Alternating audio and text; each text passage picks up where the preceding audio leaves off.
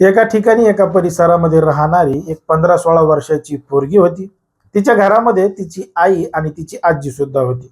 तिचे जे वडील आहेत ते वडील मुंबईमध्ये कामासाठी गेले होते आणि घरी तिची आई, तिची आजी आणि ती 15-16 वर्षाची पोरगी राहत होती. मग आईचं आणि त्या आजीचं लक्ष नसल्यामुळं ही पोरगी मोबाईलचा जास्त वापर करायची. मोबाईलवरच मोठ्या प्रमाणात बोलायची आणि एवढ्या मोठ्या प्रमाणात बोलायची की ती तिच्या आजीचं आणि आईचं सुद्धा ऐकत नव्हती आणि घरामधून जास्तच वेळ बाहेर राहायची. लवकर बोलवलं तरी घरी लवकर येत नव्हती. म्हणजे त्या पोरीला बाहेरची सवय मोठ्या प्रमाणात लागली होती.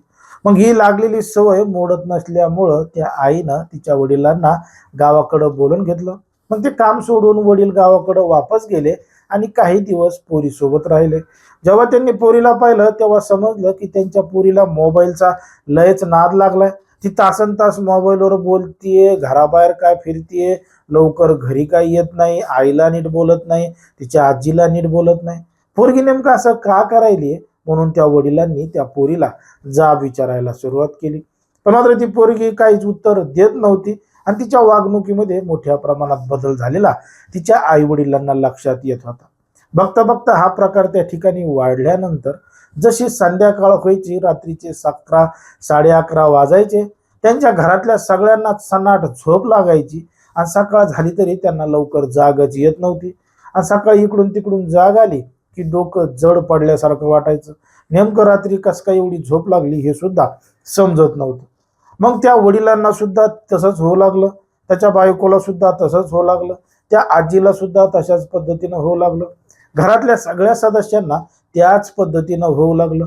जेव्हा त्या पुरीला विचारलं तर ती म्हणे मला काहीच झालं नाही आणि ती याच्यावर काही उत्तर देणं की तिला नेमकं काय व्हायलं का नाही व्हायलं त्याचं काहीही उत्तर देत नव्हती.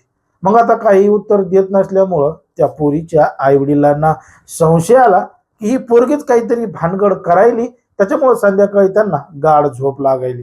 मग एक दिवस त्यांनी काय केलं, मध्यरात्री झोपीचं नाटक केलं.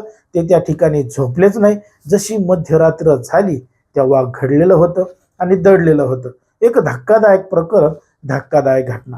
नेमकं काय आहे संपूर्ण प्रकरण, कुठं घडली ही घटना, हे आपलं अगदी सविस्तरपणे बघायचंय. पण जर तुम्ही अजूनही आपलं चॅनल सबस्क्राईब केलं नसेल तर लगेचच करून घ्या आणि बाजूला असणाऱ्या बेल नोटिफिकेशनला सुद्धा ऑन करायला विसरू नका.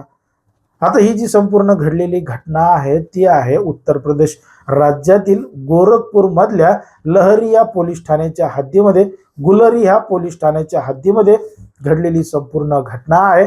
तारीख आहे 3 जानेवारी 2026 ची. 3 जानेवारी 2026 रोजी या ठिकाणी या परिसरामध्ये राहणारी एक 15-16 वर्षाची पोरगी होती. तिच्या घरी तिचे आई, वडील आणि आजी असा त्यांचा परिवार होता. त्या पोरीचे वडील कामधंद्यासाठी मुंबईमध्ये गेले होते आणि त्या ठिकाणी पेंटिंगचं काम करून आपला उदरनिर्वाह करायचे. परंतु काही दिवसापूर्वीच ते गावाकडे वापस आले आणि गावाकडे वापस आल्यानंतर त्यांना समजलं की त्यांची पोरगी तर वारंवार फोनवरच बोलायली आहे, घराबाहेरच काय फिरायली आहे, घरी जास्त थांबत नाही, तिच्या आजीला नीट बोलत नाही, आईला नीट बोलत नाही. अशा पद्धतीचं जेव्हा त्याला समजलं तेव्हा तिनं पोरीला जाब विचारायला सुरुवात केली. पण पोरीनं पाहिजे तसे उत्तर दिले नाही. मग बाप घरी आल्यामुळं त्या पोरीला घराबाहेर जाता येत नव्हतं, वारंवार फोनवर सुद्धा बोलता येत नव्हतं. मग आता काय करावं काय नाही हे तिला समजत नव्हतं. म्हणून त्या पोरीनं काय केलं, 3 जानेवारी 2026च्या मध्यरात्री त्या ठिकाणी सगळे गाढ झोपल्यानंतर अचानक घरामधून उठली, अंगावर शॉल पांघरून घेतली, दरवाजा उघडला आणि घरापासून 200 मीटरवर असणाऱ्या एका तरुणाच्या घरामध्ये घुसली आणि त्याच्यासोबत त्या ठिकाणी रात्र रंगीन करत होती. रात्र रंगीन करत असतानाच तिच्या पाठीमागं हळूहळू तिचे आई, वडील आणि अजून काही लोक आले आणि त्या पोरीला, त्या पोरासोबत, त्या तरुणासोबत रंगे हात पकडलं.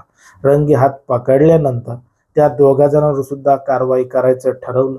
दुसऱ्या दिवशी त्या ठिकाणी पंचायत बोलवली. त्या पंचायतीमध्ये त्या पोरानं माफी मागितली. इथून पुढे तिला बोलावणार नाही, तिच्यासोबत संबंध ठेवणार नाही असं थेटपणानं सांगितलं. पण मात्र हे सगळं घडलं तरी त्या पोराची वागणूक बदलली नाही, त्या पोरीची वागणूक बदलली नाही. म्हणून त्या पोरीच्या बापानं, आईनं तात्काळ जवळचं गुलरी हा पोलीस स्टेशन गाठलं आणि घडलेलं संपूर्ण प्रकरण सांगितलं. त्यांनी सांगितलं की त्यांची पोरगी ही 15-16 वर्षाची आहे. 18 वर्षापेक्षा तिचं वय कमी आहे. तिला जास्त काही गोष्टी समजत नाहीत.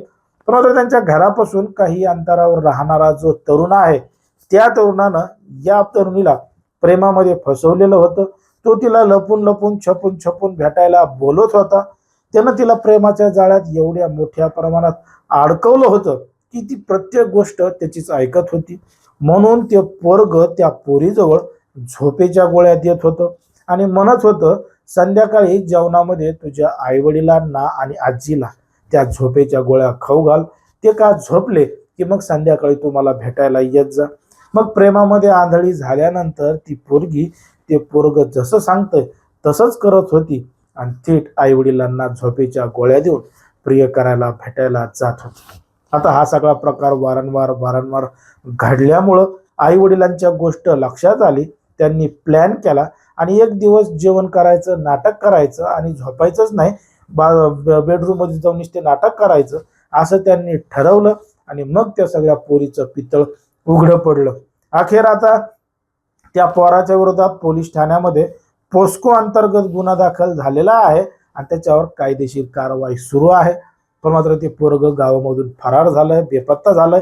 त्याचा तपास पोलीस घेत आहेत.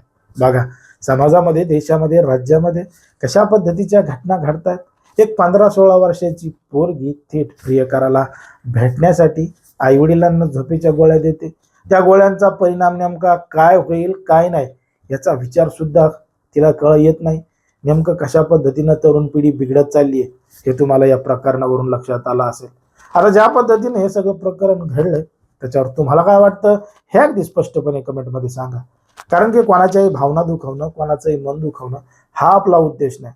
समाजामध्ये जे घडतंय, मीडियामध्ये जे दिसतंय तेच सांगायचं काम आपण ठिकाणी करत असतो. लोकांना सतर्क आणि सावध राहण्याचं सुद्धा आवाहन करत असतो आणि सांगत असतो, बघा कशा पद्धतीनं घडतंय. त्यामुळं तुमच्या आजूबाजूला, तुमच्या परिसरामध्ये जर असं काही घडत असेल तर तुम्ही सुद्धा सावध राहा, त्यांना सुद्धा सतर्क करा.